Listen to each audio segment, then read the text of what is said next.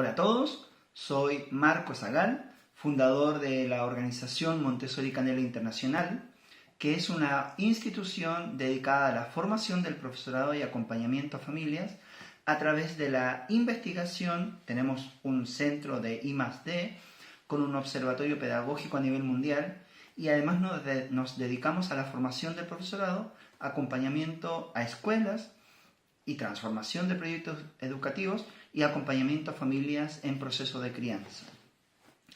Y todo esto lo hacemos porque creemos en una sociedad mejor, porque creemos en un cambio real de la educación para aportar a una mejor sociedad.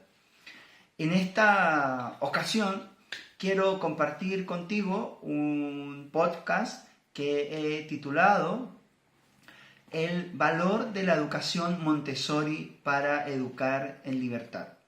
Bien, aquí hay una cuestión que es muy esencial de pronto, y si conoces algo de la educación Montessori, este tema de la libertad es un tema muy importante.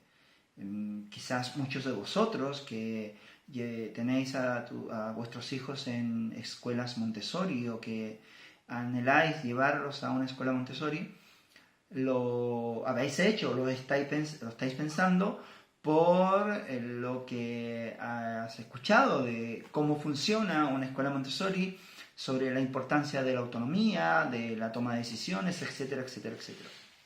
Y eso en gran medida es así.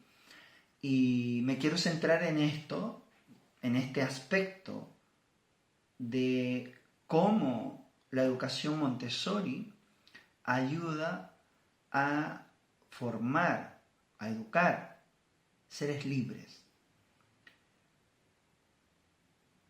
Yo soy padre de 4 hijos que han estudiado en Montessori. Esto ya seguramente, si vienes siguiendo los podcasts, ya lo sabes, pero para quienes se vayan sumando, soy padre de 4 hijos que comenzaron a estudiar Montessori desde pequeñitos y vivieron toda esa transición que muchas familias seguramente habéis vivido, de pasar de una escuela Montessori a una escuela tradicional y de ahí a distintas escuelas privadas, concertadas, cambios de escuela aquí y allá, buscando lo mejor para ellos. Pero además soy profesor de colegio Montessori, me formé en Montessori, he tenido la maravillosa experiencia de trabajar en todo el sistema educativo tradicional, público, privado, concertado. Perdón, que es un calor enorme. Estoy en Barcelona grabando estos podcasts y bueno, pues pleno verano acá. Volviendo al tema. Soy papá de 4 hijos, soy profesor Montessori, pero además soy investigador. A mí, en mi historia de vida, la neurociencia fue lo que finalmente me hizo conectar con Montessori, porque había una coherencia tan grande entre lo que iba aprendiendo de cómo aprende el cerebro y cómo se enseña en una escuela Montessori, que esto lo quise investigar y investigué y llevo muchos años de mi vida investigando. He pertenecido y pertenezco a distintos grupos de investigación, aportando en esta línea. Y quiero ser bien categórico que efectivamente la educación Montessori, cuando se trabaja desde este concepto de ambiente preparado para la vida, de un ambiente Montessori que trabaje con currículum expuesto, un ambiente Montessori que fomente el error, que permita elegir en qué trabajar, que responda a las necesidades esenciales ya de cada niño y cada joven, necesidades esenciales como ir al baño, como poder comer, como poder moverse. Son necesidades esenciales que en el sistema tradicional, en general, no existen. Un niño tiene que estar quieto, no puede comer en clases, ni mucho menos ir al baño. Dime tú, ¿cómo se puede aprender así? ¿Y cómo se puede aprender a ser libre en un modelo educativo que tiene más una aproximación a una cárcel, como lo decía y lo ha dicho Claudio Naranjo durante muchos años de su vida? La escuela actual más parece una cárcel que un espacio educativo. Y estos niños crecen así. Por tanto, educar en libertad tiene tres componentes esenciales que acabo de decir. El movimiento, responder a las necesidades fisiológicas y la toma de decisiones, la capacidad de elegir en qué trabajar. Podemos ir detallando muchas más subcategorías, pero en mi experiencia como profesor, lo que para mí, en términos de profesor de aula que venía de un sistema tradicional y que llegué a Montessori, lo que me impactó ver en acción es la libertad en la toma de decisiones que tienen los niños y los jóvenes para decidir en qué trabajar. Por eso está este espacio, este concepto que se habla tanto, seguramente si lo has escuchado, el currículum expuesto, que es el tener distintas estrategias didácticas abiertas ahí en el aula, que es la capacidad de moverse, la disponibilidad de moverte en el espacio, que no tienes que estar quieto. En la infancia y en la adolescencia son espacios, son etapas de la vida, etapas de desarrollo psicobiológico, etapas de un desarrollo integral del cuerpo, donde la movilidad es fundamental. Y aquí quiero ser muy categórico. Esto no tiene que ver con educación física, porque aquí también esto puede servir de excusa para decir, bueno, pero si van a la escuela y tienen educación física, ya tienen movimiento. No, el movimiento como algo que forma parte del día a día, de la vida diaria de un ser humano. Eso es movimiento esencial. Que un niño se pueda levantar de la mesa y pueda trabajar en el suelo, pueda trabajar con un grupo, pueda ir a preguntar algo, pueda ir y volver, se pueda desplazar, pueda trabajar de pie, pueda trabajar sentado. Darles esa capacidad de decidir desde pequeños cómo quieren trabajar. De tal manera que uno, como adulto, tiene más un rol de facilitador, que lo establecen además muchos currículum de distintos países de aquí de España y de América Latina, lo establecen así. El profesor debe ser un facilitador. Por tanto, ya ahí tenemos un primer punto a favor. La legislación promueve que el profesor en el aula sea un facilitador, no un dictador, no un autoritario, no una persona autoritaria que simplemente entra al aula a mandar y a hacer las cosas como aquí se dicen. En estos años observando escuelas, hemos visto experiencias maravillosas en escuelas públicas, concertadas y privadas. Profesores con una entrega y con una capacidad de gestionar el grupo y con una capacidad de cautivar a esos jóvenes y a esos niños impresionante.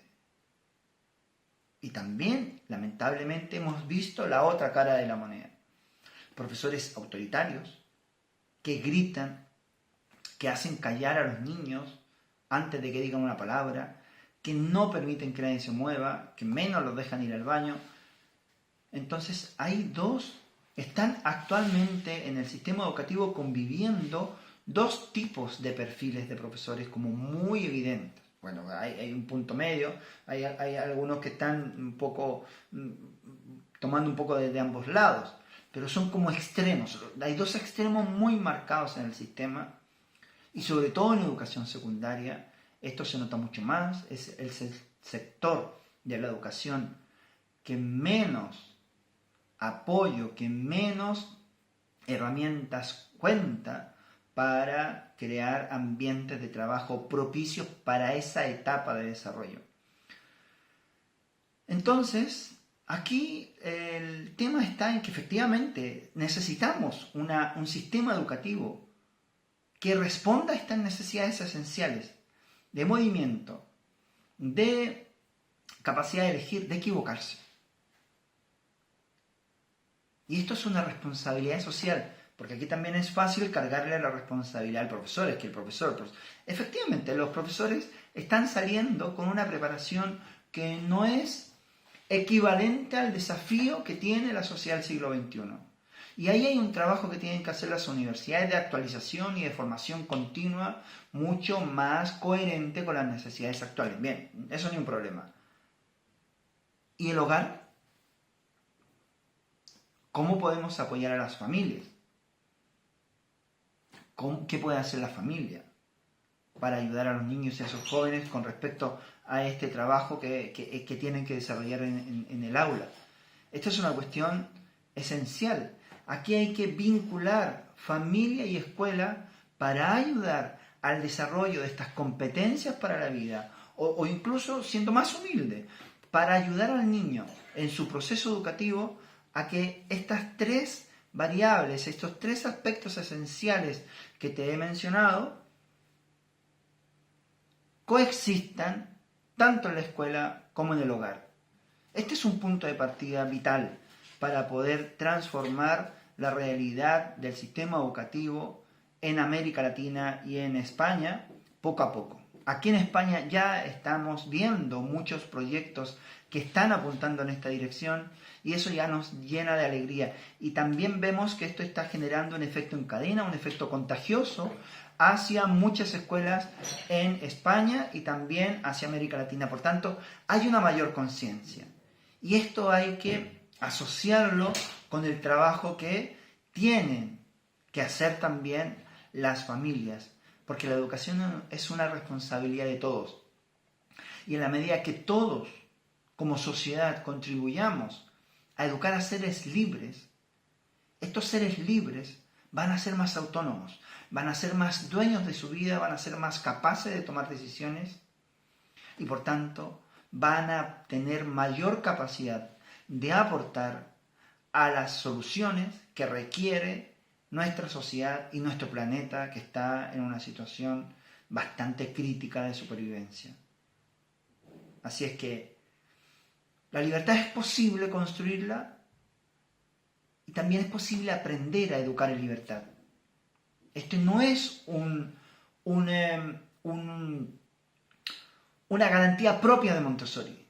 Por eso es que tenemos un I+D, tenemos un centro de investigación que está dedicado y decidido a aportar a políticas públicas, a aportar a una transformación real del sistema educativo para ayudar en la transferencia de buenas prácticas de aula a la formación del profesorado en España y América Latina y para ayudar a las escuelas a una transformación real de lo que es la sala de clase actual a un ambiente preparado para el aprendizaje.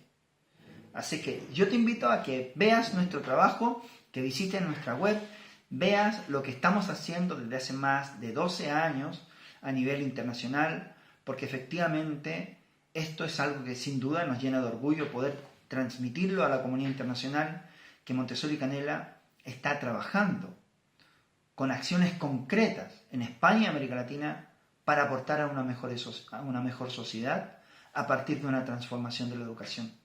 Así es que te dejo invitado a seguir curioseando, a seguir explorando lo que hacemos y todas las preguntas que tengas, por favor, háznoslas llegar. Nos encanta que nos escriban y poder seguir contribuyendo, compartiendo y aportando a esta necesidad que tiene nuestro sistema actual. Así que te envío un abrazo grande y nos vemos. Adiós.